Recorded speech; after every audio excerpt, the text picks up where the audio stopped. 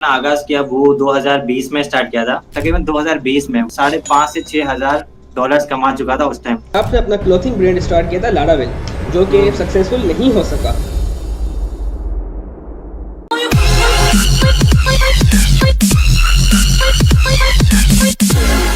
अस्सलामुअलैकुम। आज की मेरी फर्स्ट पॉडकास्ट में मैं आप सबको खुशामदीद कहता हूँ। मेरी पॉडकास्ट सीरीज के जो फर्स्ट गेस्ट हैं वो हैं बहुत ही ज्यादा खास, क्योंकि उन्होंने बहुत ही कम उम्र में बहुत ज्यादा एक्सपीरियंस कर लिए हैं और वो फाउंडर ऑफ विजनवर्स मीडिया भी हैं और एक डूबे हुए बिजनेसमैन भी। अस्सलामुअलैकुम। वालेकुम सलाम। कैसे हैं गुलाम भाई? अल्हम्दुलिल्लाह मैं ठीक। आप सुनाओ कैसे हो हमजा? अल्हम्दुलिल्लाह मैं भी ठीक ठाक। गुलाम, आपसे मेरा फर्स्ट क्वेश्चन है कि आपने अपनी जर्नी कैसे शुरू की थी? क्रिएटिव डिजाइन से लेके कंटेंट क्रिएशन तक का सफर कैसे तय किया? यार सबसे पहले जो मैंने अपना आगाज किया वो 2020 में स्टार्ट किया था, जब कोरोना वाला टाइम चल रहा था। तो उस टाइम जाहिर सी बात है मैं हाफिज भी हूँ, तो उस टाइम मैं हिफ्ज भी कर रहा था। तो जाहिर सी बात है उस टाइम हमारे मदारिस भी बंद हो चुके थे, तो अब पूरा पूरा दिन 24 आवर्स घर में बैठे होते थे। तो उस टाइम अब्बू ने एक चीज बोले, अब्बू ने बोला कि यार बेटा 24 आवर्स तू घर में बैठ के जाया कर रहा है, तो इससे अच्छा कहीं तू चले जा, कहीं कुछ सीख ले। तो मेरे कजन का सॉफ्टवेयर हाउस है हमारे घर के थोड़ा ही करीब था, तो मेरे अब्बू ने बोला कि मैं उनसे बात करता हूँ, तो तुम वहाँ चले जाओ। मैंने बोला ठीक है। अब असल में जो मेरे अब्बू भेज रहे थे वो भेज रहे थे कि मैं सॉफ्टवेयर डेवलपमेंट लर्न करूँ उनसे, क्योंकि उनके सॉफ्टवेयर हाउस था। तो जब मैं वहाँ गया तो शुरू के 1-2 महीने तक वो मुझे सिखाते थे कि यार कादिर ऐसे होता है, कादिर ऐसे होता है, ऐसे होता है, ऐसे होता है। 2 महीने तक जो भी मैं सुनता गया सब ऊपर से जाता गया, कुछ समझ नहीं आता गया। अच्छा, एक दिन फिर मैं वहां से ऑफिस से आया कजन के पास से, और मैं अपना यूट्यूब चला रहा था। तो यूट्यूब मैंने स्क्रॉल किया तो एक मुझे उनका नाम याद नहीं है कौन सा आदमी, वो यूट्यूबर कौन था, जिसकी वीडियो देखी तो उसने लिखा हुआ था कि डिजाइनिंग पता नहीं क्या क्या थंबनेल में था, और मैंने इतना अर्न कर लिया। तो जब मैंने डॉलर्स की इतनी बड़ी रकम देखी थंबनेल पे, तो उसमें जब मैं उस वीडियो में गया तो उसने वीडियो में कहा कि मैं जो सर्विसेज देता हूँ वो सर्विस देता हूँ बैकग्राउंड रिमूव करने की, just background remove through Photoshop.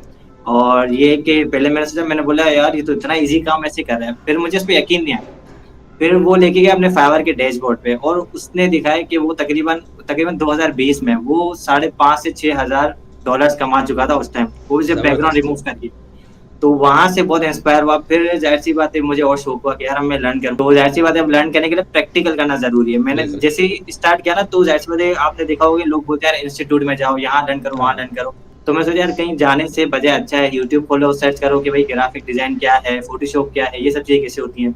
तो वहीं से करना स्टार्ट किया। फिर जब मैं सॉफ्टवेयर हाउस पे काम कर रहा था, फिर मैंने आहिस्ते से करके वहाँ पे मैंने बोला कि यार मैं ये चीज सीख रहा हूँ। तो उस टाइम वो ना डिजाइनिंग वगैरह नहीं कर रहे थे अपनी, वो जस्ट क्या है कि लोकल मार्केट पे खेल रहे थे। तो मैंने उनको ऑफर किया, मैंने बोला यार मैं आप लोगों के लिए डिजाइनिंग भी करते रहता हूँ और साथ में सिखाते भी रहना।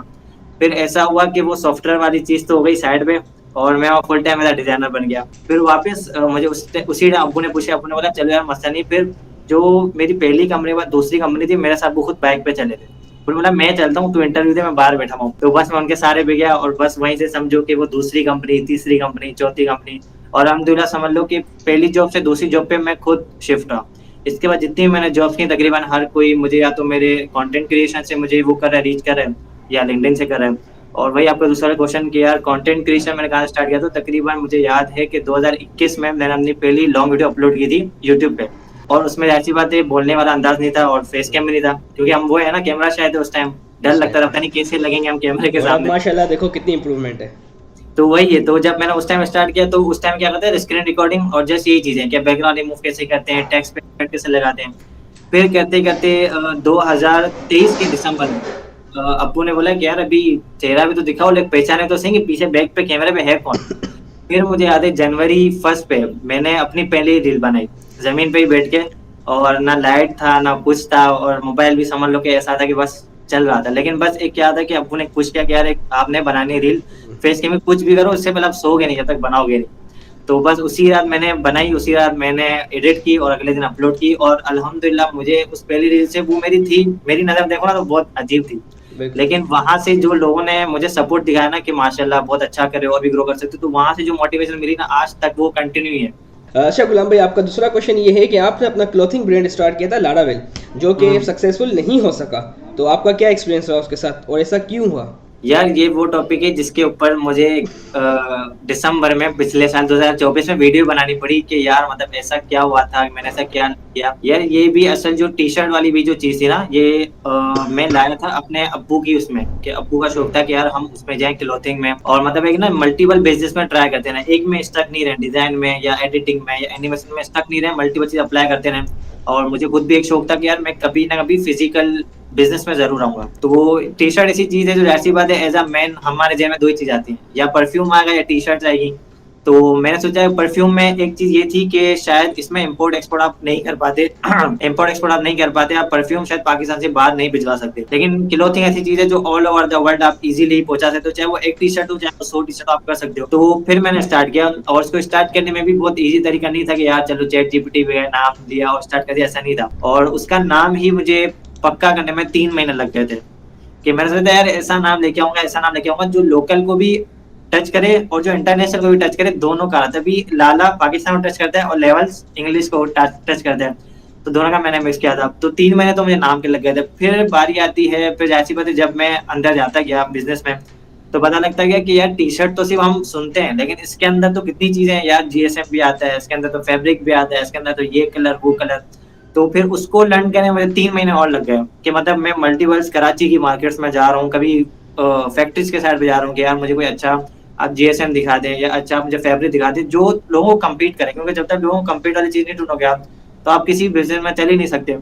तो फिर जाके फिर मैंने बोला कि यार अभी तकरीबन 6 महीने तो मुझे इसमें ही लग गए, टेस्टिंग करने में, नाम निकालने में। फिर जब 6 महीने बाद अब मेरा फैब्रिक भी पक्का हो गया और ये कि मुझे कलर्स वगैरह फाइनल हो गए, फिर जब मैं लॉन्च करने पे आया तो जाहिर सी बात है फिर मुझे करनी थी कंटेंट क्रिएशन में क्रिएटिविटी, कि यार मैं लोगों में कैसे क्रिएटिविटी लाऊं कि लोग बोले कि यार कुछ बंदा ला रहा है, कुछ अलग कर रहा है। तो कंटेंट क्रिएशन स्टार्ट किया, तो वो तो जाहिर सी बात है हमारे लिए थोड़ा इजी हो गया, हम फौरन फौरन से कर लेते हैं, आइडियाज ढूंढने में टाइम लगा लेकिन हो गया था।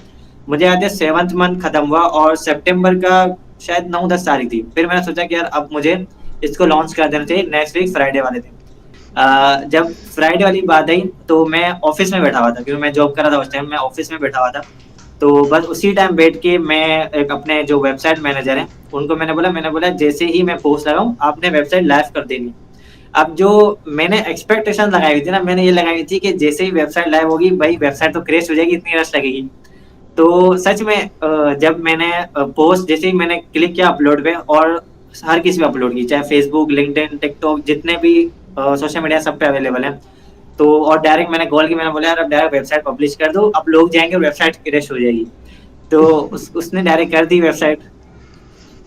अबे यार तो यार असल में जो मेरा वेबसाइट मैनेजर था तो उसने क्या किया कि वेबसाइट लाइव कर दी। तो अब जब जाहिर सी बात है कि उस टाइम तो मैं ऑफिस में बैठा होता था, मेरे पास पीसी में एक्सेस नहीं था, मेरे पास मोबाइल था। तो जब मैं घर पे गया तो मैंने देखा कि यार मेरे पास तकरीबन 15-20 ऑर्डर आ गए, और वो जैसे मैंने चीज देखी मैं खुश हो गया। मैंने बोला यार ये तो मुझे अच्छा रिस्पॉन्स आया। तो जाहिर सी बात है 2 से 3 दिन में मैंने उसको डिस्पैच किया, आगे डिलीवर किया। लेकिन जाहिर सी बात है जैसे दिन बढ़ते जा रहे थे ना, ऑर्डर्स कम होते जाते, जैसे पहले दिन 15 ऑर्डर्स थे, दूसरे दिन 7 हो गए, तीसरे दिन 2 हो गए, फिर इसके बाद अचानक से 0 हो गए, आना ही बंद हो गए, जबकि मेरी पोस्टिंग भी चल रही थी, हर चीज चल रही थी, और मुझे समझ नहीं आया। मैंने बोला यार ये क्या हुआ। फिर मेरे जेब में एक चीज आई कि यार जाहिर सी बात है कि मुझे जिन्होंने भी टी शर्ट बाय की उसमें तकरीबन 60-70% वही लोग थे जो मुझे जानते हैं, या जो मेरे कजन वगैरह हैं, या जो मेरे फ्रेंड्स हैं, या जो मेरे सर्कल में फेसबुक वगैरह में। मुझे किसी उसने बाय नहीं किया जो मुझे नहीं जानता हो, जिसने मुझे सर्च करके बाय किया हो या कुछ भी किया हो। तो एक गलती जो मुझसे हो गई वो क्या हुई कि मेरे पास जितनी भी इन्वेस्टमेंट थी ना, अब मैं आपको वो पॉइंट बता रहा हूँ कि मेरी गलतियां क्या थी जिसकी वजह से मैं इसको मुझे रोकना पड़ा। वो गलतियां थी कि मैं जितनी भी अपनी इन्वेस्टमेंट है ना वो शुरू में लगा चुका था। अब मुझे अंदाजा नहीं था कि यार मतलब मैं जो ब्रांड लॉन्च कर रहा हूँ उसमें मार्केटिंग में बहुत पैसे लगाने पड़ेंगे। मैंने क्या किया, अपनी सारी इन्वेस्टमेंट मैंने कंटेंट क्रिएशन में लगा दी, अपनी इन्वेस्टमेंट मैंने फैब्रिक्स में लगा दी, और जितना अच्छा मैं क्वालिटी वाला प्रोडक्ट ला सकता था मैंने वो किया। जब मार्केटिंग की बात आई, बेचने की बात आई, तब मैं जीरो हो चुका था, अब मेरे पास लगाने कुछ था ही नहीं। और उसी टाइम ये हुआ जिस टाइम मुझे जरूरत थी कि यार अब तो मुझे सेल करना चाहिए, क्योंकि अब तो स्टॉक भी बस पड़ा हुआ है इसको सेल करने, क्योंकि मैं जाहिर सी बात है लॉजिस में जाता जा रहा हूँ तो मुझे सेल करना पड़ेगा। बट ये कि जाहिर सी बात है फिर मुझे लेट पता लगा। फिर ये कि थोड़े टाइम के लिए मैं डिमोटिवेट हो गया, मैंने बोला यार ये क्या हुआ, क्या करना चाहिए। तो जाहिर सी बात है फिर मैंने थोड़ा ब्रेक लिया, मैंने बोला यार कोई मसला नहीं है, इसको रखते हैं, टी शर्ट ही है, जाहिर सी बात है आज नहीं तो वापस जब थोड़े और मैं फ्री लांसिंग है, जॉब भी अल्हम्दुलिल्लाह से अर्निंग आ रही है, तो जैसे जमा होती है मार्केटिंग करेंगे वो अलग निकाल लेंगे, मार्केटिंग में भी एक्सपीरियंस है, हर चीज है। तो बस असल में ये वाली गलती थी कि जो अपनी इन्वेस्टमेंट है ना वो हम शुरू में बहुत लगा चुके हैं, और दूसरी चीज ये कि मैं स्टॉक पहले लेके बैठ चुका था। सबसे बड़ी गलती ये होती है कि तकरीबन मेरे समेत और मैं जितने भी लोग देखता हूँ, वो क्या करते हैं कि वो ओवर एक्साइटेड में आगे वो बोलते हैं कि यार हम जब लॉन्च करेंगे ना तो हम बहुत बड़े पैसे कमा लेंगे, हमारी बैंक बढ़ जाएगी, हम करोड़ों कमा लेंगे।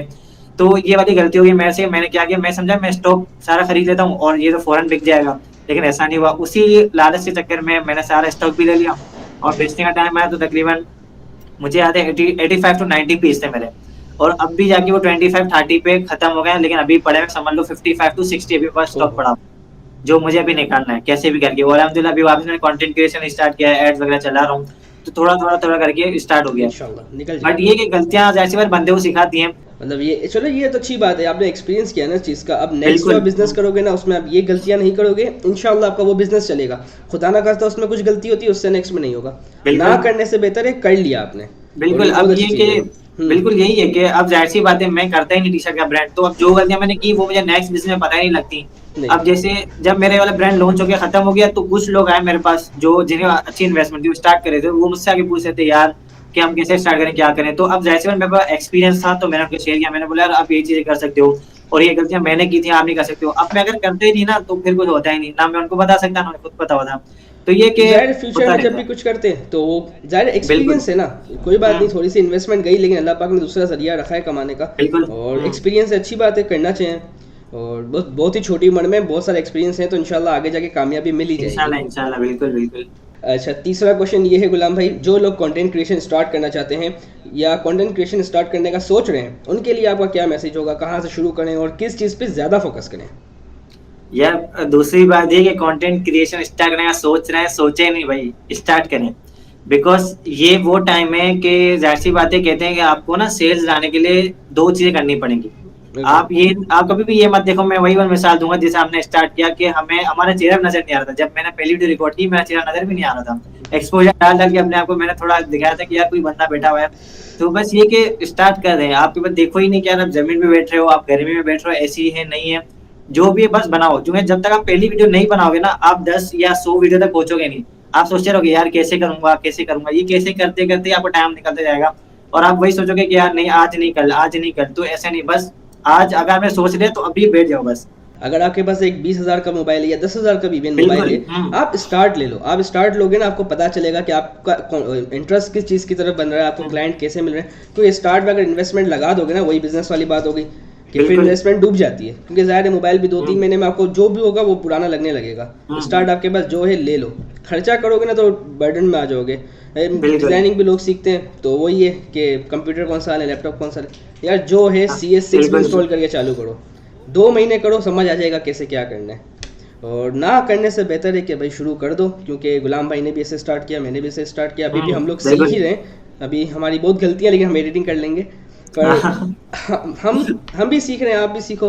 और बिल्कुल। अच्छा गुलाम भाई, चौथा क्वेश्चन ये है मेरा, डिजाइनिंग सीखने के लिए अगर किसी के पास इंस्टीट्यूट की फीस देने के लिए पैसे नहीं है तो वो कैसे कहाँ से शुरू कर सकता है डिजाइनिंग, मतलब कैसे सीख सकता है? यार इसमें अब मैं चैनल का नाम लूं, डिबेट नहीं हो जाए। नहीं हो गया देखो यार, सबसे पहली चीज जो वही मैंने आपको बात बताई कि जब 2020 में मैंने आगाज किया था, तो वही पहली वीडियो का नाम तो मुझे नहीं पता।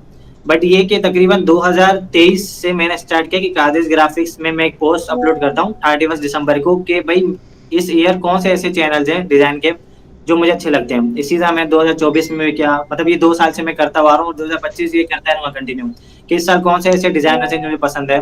तो अब जो सबसे पहली जो डिबेट मेरे साथ की जाती है, मैं हमेशा सपोर्ट करता हूँ डिजाइन अकेडमी को, क्योंकि जाहिर सी बात है मुझे उनकी जो थिंकिंग है डिजाइन की वो मुझे बहुत अच्छी लगती है। और ये है कि वो मतलब पुरानी चीजों तरह नहीं करते कि यार आप इसमें डीप में जाओ, ये करो वो करो, वो ऑन दी पॉइंट आके आपको एक अच्छी चीज बताते हैं जो आप आज चाहे आज सीखो या 10 साल बाद सीखो, आपको वो ऑन दी पॉइंट लगती है। अब जब मैं डिजाइन अकेडमी की बात करता हूँ तो तकरीबन लोग आते हैं कि यार आप DFX मेंटोर नहीं बोलते, आप ये नहीं करते।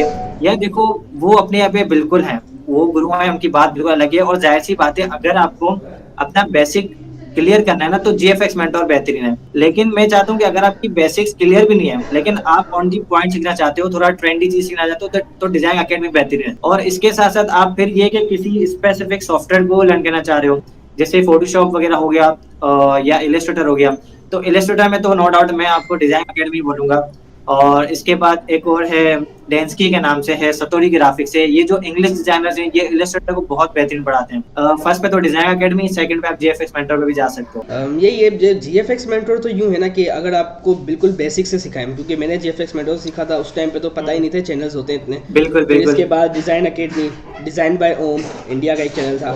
बिल्कुल बिल्कुल इनसे बहुत कुछ सीखा मैंने। जीएफएक्स मेंटोर इमरान अली दिना सर ने जो सिखाया ना, वो एक एक टूल मुझे हिफ्ज हो गया इस तरह, क्योंकि वो एकदम एक टूल की बिल्कुल बारीकी। फिर इसके बाद आप डिज़ाइन अकेडमी फॉलो कर सकते हो, क्योंकि आप फिर डिज़ाइन बनाना सीखते हो ना।